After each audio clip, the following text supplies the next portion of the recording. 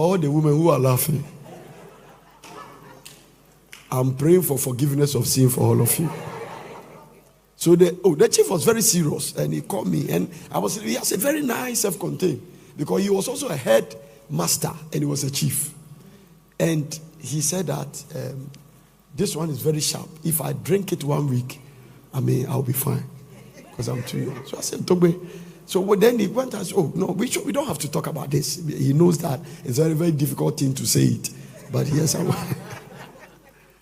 Then I begin to tell him that no, I don't have any problem. So I begin to open the Bible, explain things, and he really should. Between me and him, it's like Paul and Agrippa. He said, "You almost converted me to Christ." He told me. I remember when I was living, he said that I have never been a Christian, but you have made me start going to church. And the one day I was preaching in the church, Pentecost church, and he came to sit there listening. When I finished preaching, he was crying. And when I saw him, I started preaching about holiness, and I told him that. When I finished, he said, so I understand. Now he understands. And I was quoting scriptures. So this one, he said, I'm told that a man in your church is living in sin with his stepmother. In the church. In the church. You think they are evil in the church now? Corinthian church, this is over 1,800 years thereabout. I can hardly believe the report about the sexual immorality going on among you. Something that even pagans don't do. Oh, I'm still reading it again. Oh, Jesus.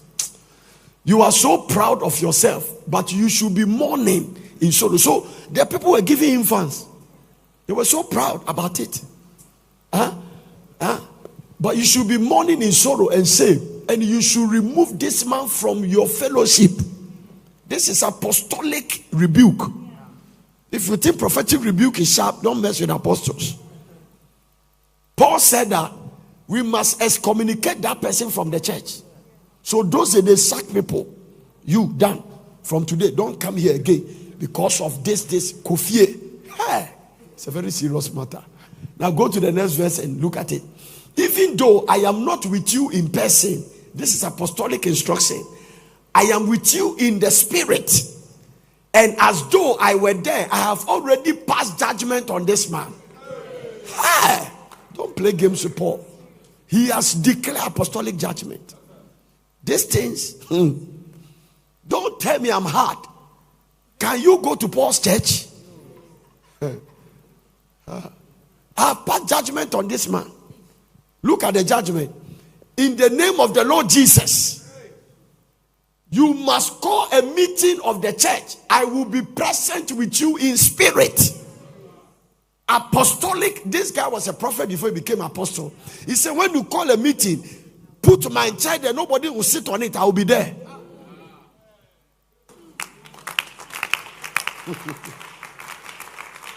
If you are not spiritual, you are. Don't mess with spiritual people. Put it there. I will be present with you in spirit. So will the power of your Lord Jesus Christ also will be there. Look at the next one. He said, that person, then you must throw this man out and hand him over to Satan. In the Bible, this is apostolic judgment. Hand him over so that his sinful nature will be destroyed and he himself will be safe on the day of the Lord. The Lord returns. So he is handing his body for torture. By his soul there, you save it. Paul.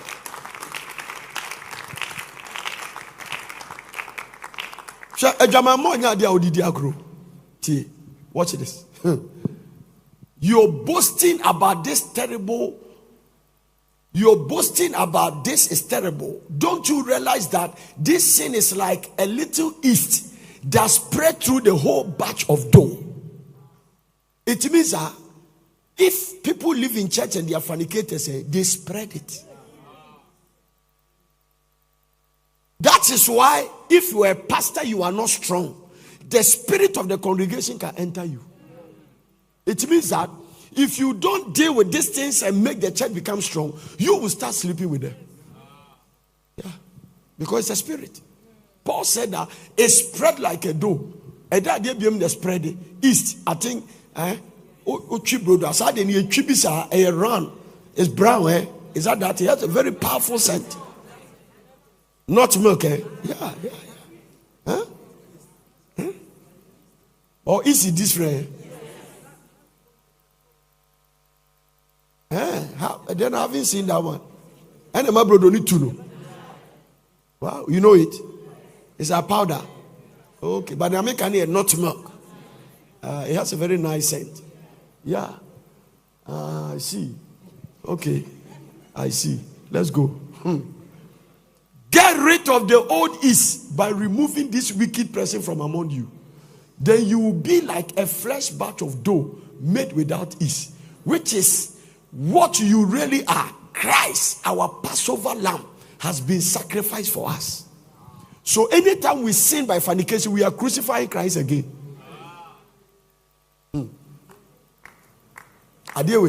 So let us celebrate the festival not with an old bread of wickedness and evil, but with a new bread of sincerity and truth. Apostle Paul. When I write to you before, I told you not to associate with people who indulge in sexual sins. When I wrote, I told you, don't associate with them. If somebody is a fornicator, don't say, this is my best friend. You two will become one very soon. In the church, who is your friend determine the strength in your strength in the Lord. There are people when you make them friend, you will grow. There are people when you make them friend, you will sink. Yeah. They don't try any good thing. They gossip. You see them in church, they will be in church for years, but their life never change. They are gossipers. And Paul said that. Now, when I wrote to you before, I told you to associate, not to associate with people who indulge in sexual sins. But I wasn't talking about unbelievers who indulge in sexual sins or are greedy or are cheat people or worship idols. You will have to leave this world to avoid people like that. He said, I'm not talking about unbelievers. I'm talking about those in the church. I meant that you are not to associate with anyone who claims to be a believer yet indulge in sexual sins. I'm not talking about unbelievers. What is my right to judge an unbeliever? But I have the right to talk about sexual sins. These are all in the Bible. As if you don't have a Bible. If you have a Bible, you should know this. Or is greedy or worship idols. I meant that you are not to associate with anyone who claims to be a believer yet indulge in sexual sins, or is greedy, or worship idols, or is abusive, or is drunkard, or cheats people. Don't even eat with such people. When you go to the restaurant, who do you eat with? Let's talk. Some of you go out with your boyfriends who are not Christian. You eat with them Tuo Safi, Sunday, Emutuo. This is Bible. Let's go. Yeah. It isn't my responsibility to judge outsiders. But it certainly is your responsibility to judge those inside the church who are sinning. Yeah. They are in the church. They are here. They are fasting. 100 days. By a meow. Yeah, it's a fact. 100 days. Yeah. Amen. God will judge those on the outside. But as the scripture says, you must remove the evil person from among you. Hey, I know you. When one of you has a dispute with another believer, you dare to file lawsuit. And you have to fornication. 1 Corinthians chapter 7. From verse number 1. Let me show you something. Now, regarding the question you asked in your letter, yes, it is good to live a celibate life. Do you know that thing? Celibates, do you know those people? What is that? They don't have sex. But are you one? Now, the King James called them what? Eunuchs. Yeah. Hey. Now, concerning the things you have, I think I've read that one. I don't know the two one. What did he put there? These people, they can confuse you. But because there is no, let me read from verse number 1. Now, regarding the question you asked in your letter, yes, it is good to live a celibate life. So they want to ask questions, so they write to me, ask me questions. I will answer. That it is good just to have one boyfriend. Bring your letter. I will write back. I'm entering apostolic small. Watch this, verse 2. But because there is so much sexual immorality, each man should have his own wife, and each woman her own what? Husband. So one of the purpose of marriage is to avoid sexual immorality. It means that the sexual drive is difficult to control.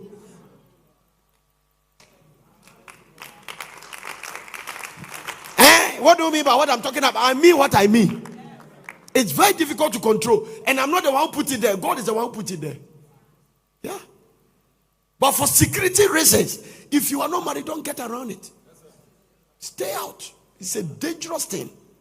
Sure. Sex is more dangerous than nuclear weapon. Okay, I'll come there the next day. I won't go there because you are not ready for it. I'm telling you.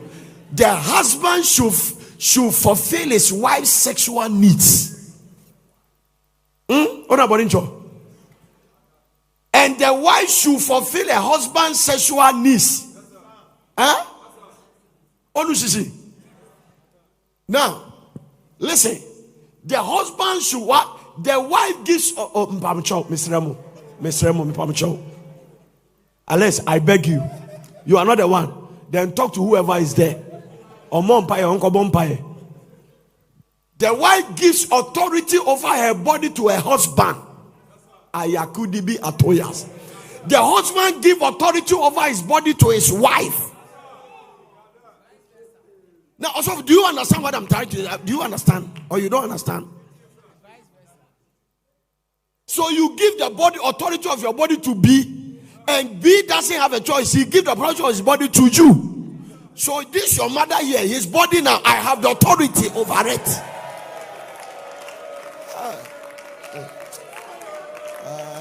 I don't know why you don't understand.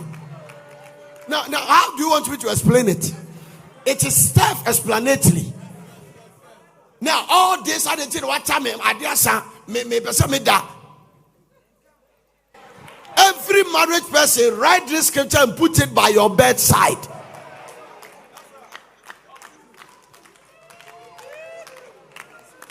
Especially the side where the women are sleeping, paste it there. Yes. This is the word of the Lord. The scriptures cannot be broken. Now, do you understand? Now, it's Araba around.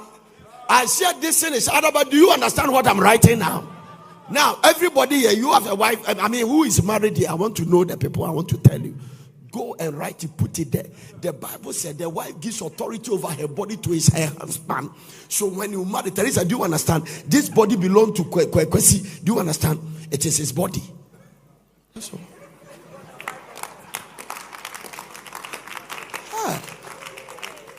I don't know why all the women are not clapping, but I don't care. Me, I'm preaching the gospel. Yes. Amen. Sure, on the 70th day of the fast, there cannot be any better message than this one. What are you talking about? This is the word of the Lord. Stay there. I want to repeat that particular verse 4 again. The wife gives authority of her body to his husband, and the husband gives authority. God is a balanced God. One of the things I know the word of God is a word of God is a balanced book. Amen. Let's go to the next verse. Do not deprive each other of sexual relations, unless you both agree to refrain from sexual intimacy for a limited time, so you can give yourself more completely to prayer. One say, "Wait, you fasting every." Let me take you to King James. You will see all these people that wrote this Bible translation, they don't like fasting. Oh, it's true. Defraud ye not one another, except you be concerned with time, that you may give yourself to what? Fasting and prayer. He took the fasting out. So some people even believe that some of the translation, it was translated by demonic host. Some of the Bible translations, a satanic host being translated. Amen. Yeah. Fasting and prayer. So if you only read this one and you don't read the King James, you would think that it's not necessary. Yeah. Are you hearing? Let's come back. Let's come back to New Living Translation. Sexual intimacy for a limited time. So you can give yourself completely to prayer and fasting with the account. Afterward, you should come together again so that Satan won't tempt you. No. I don't like the way this one put it. He said, come to Satan. The King James said, come together quickly. Put it there. Let them read it. Put it there. Defraud ye not one another, except to be concerned with a time of concern for a time, that you may give yourself to fasting and prayer and come together again, that Satan tempt you not for your. One translation say, come together quickly. So the moment you break the fasting, the next minute quickly. That is what the Bible is trying to say. Yeah.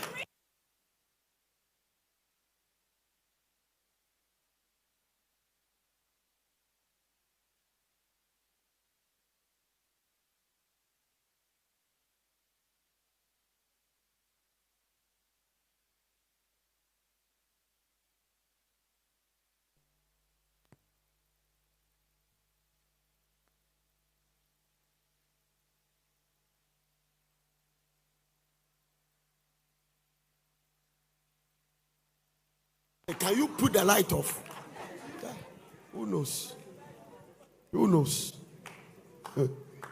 Amen. Yeah. Hallelujah.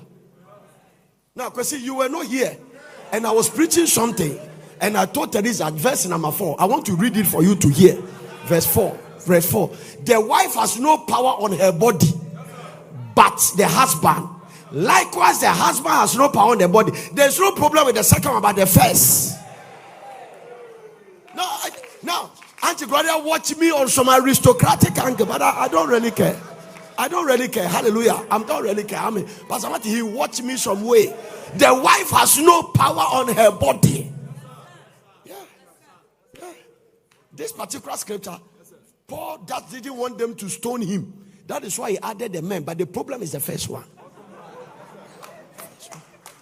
That's it. Oh, yeah. Amen. This is the challenge in marriage. I will never forget. Every time people listening come to tell me their problem, I will never forget Richard Roberts. He said, Nana, all marriage problem is sex and money. He said, every marriage problem is sex and money. If a marriage is not working, sex or money. He said, it doesn't matter, whatever. If you see a marriage that is quality and is going on, these two are working. He said, all marriage problems are sex and money. Yes. Richard has married for over 40 years. He told me, he said, forget about everything you are here. If that place can be work, if a woman can understand his sexual responsibility to his husband, and a man can understand his sexual responsibility to his wife, and there is money to take care of the home, there shouldn't be problems. Richard told me. Yeah.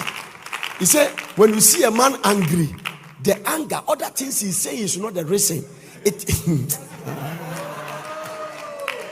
Now, he may say there is too much salt in the food, but that one just a front. The red thing is the way they denied him last week. The thing is still in his heart. Yeah. Ask the men if I'm lying. Ask them. Yeah. Yeah. Those who are born again, they fear God. They have a way of getting rid of it. But those who are sensitive, they can hold it. Especially when you keep doing it and doing it. Yeah. Because a man's make is different from a woman's make. Yeah. A man's sexual need is different from a woman's sexual need. I'm telling you. I told you that when you deny a man's sex, you will reduce her age by 1 hour. Yeah. So the person is supposed to die 12. By 11, he's dead.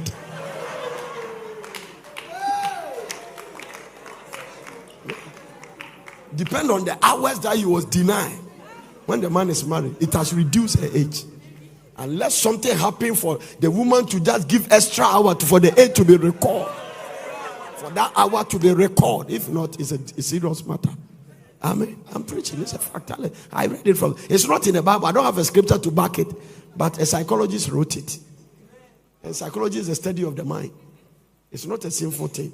The wife has no power on her body, but the husband. And likewise also, all marital problem is this. All marital. When we say sexual problems in marriage, it has different branches. Many things are happening. Amen. Let's go. Huh? Defraud ye not one another. Give me the message Bible. Abstaining from sex is permissible for a period of time if you both agree to it. And if it is for the purpose of prayer and fasting, but only for such times, then come back together again. Satan has ingenious way of tempting us when we least expect it. It's a heavy duty. It means that when you deny your husband of sex, a virgin woman will be positioned. The temptation is talking about is that when you don't fulfill that thing in a manner, the devil can orchestrate somebody to fulfill it. It will cost the man's life. Come back to verse number. I don't know which verse I was reading in the New Living Translation. That he took me there. I got the computer and I'm saying, do not deprive. Go to verse number 6. Amen. I said this as a concession, not as a command. Yeah. But listen to what he added. But I wish everyone were single, just as I am. But God has support. This one we can. Not everyone can be. Thank you very much, Apostle. This one not.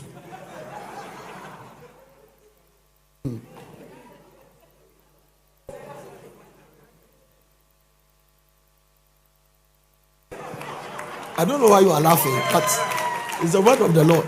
I'm only reacting to scripture. Paul said, I wish, and I said no. That's all. I don't know about you, but I refuse this wish. I don't want it. Yeah.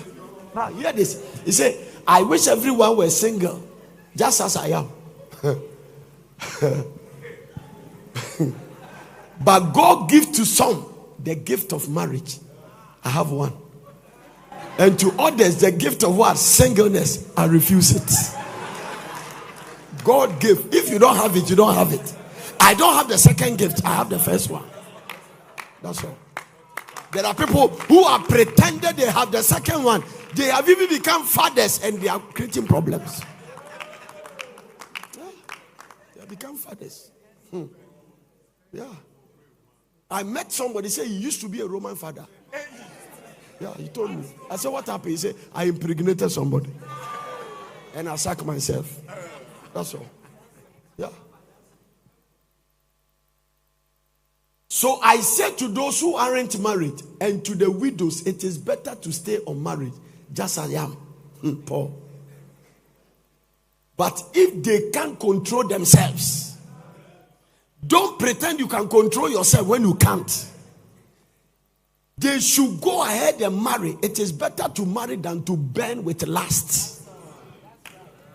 Bottom line. It is better to marry than to burn with lust. This scripture was written for men, young men in Portes. This one. When I'm half 35, 40. When I'm saying and I'm gonna say. And then souls are dying. Nobody's dying. You have not done one evangelism which was the souls are dying. And you are not married. Say. You are going to come. Paul said that. Sure. It's a very severe. If you understand scripture, there are some things you won't put yourself into trouble. All that who do well in ministry, they marry very early. Billy Graham married early 20s. He married at the age of 21, thereabout. Married. He preached, he died at the age of almost 100. Billy died 99. He was almost at the 100 years when he died. You see some young man walking in church. When I go to my, I'm still praying. How old are you? 52. Are they? Yeah. So some of them, by the time they marry, their strength is gone. Son. Yeah. Whether you like it or not, every day you have lost something. As the days go by. By tomorrow, you have lost one day. Yeah. Anytime you celebrate your birthday, you have lost one. It's lost 1 year. It's gone. Don't tell me I've lost that you are growing. Are you growing younger? Okay. If I'm not growing younger, you are not growing younger either. If I lose 1 year, you lost 1 year. Yeah. So get it straight. Huh? But if they can't control themselves, they should go ahead and marry. It is better to marry than to burn with lust. Yeah. But for those who are married, I have a command that comes not from me, but from the Lord. A wife must not leave her husband. But if she does leave him, let her remain single or else be reconciled to him. I don't want question. I mean, just see here. The husband must not leave his wife. So here he's coming direct against divorce. The reason Paul is writing those things is that the reason for leaving, you see, there are reasons in the Bible for you to divorce somebody. Like the act of adultery. That one is with the man. You see, if you look at the Bible, it has a punishment for a woman who is committing adultery, but no a punishment for a woman, but it doesn't have punishment for a man. Society does it the same way. The society will forgive a man who has committed adultery, but if a woman does it, it's like it's an abomination. You know it. Yeah, the society will not forgive you. That's what it is. It becomes a stigma on you. They will label you. Yeah. So if you're a woman, you have to be careful. Oh yeah. Let me not go deep into this. I don't know what brought me all this way. I don't know how. I was talking about the ark before I know. Because of you, we came here. Yeah. The Holy Ghost diverted me and brought me here. Well, how I came here, only God can tell.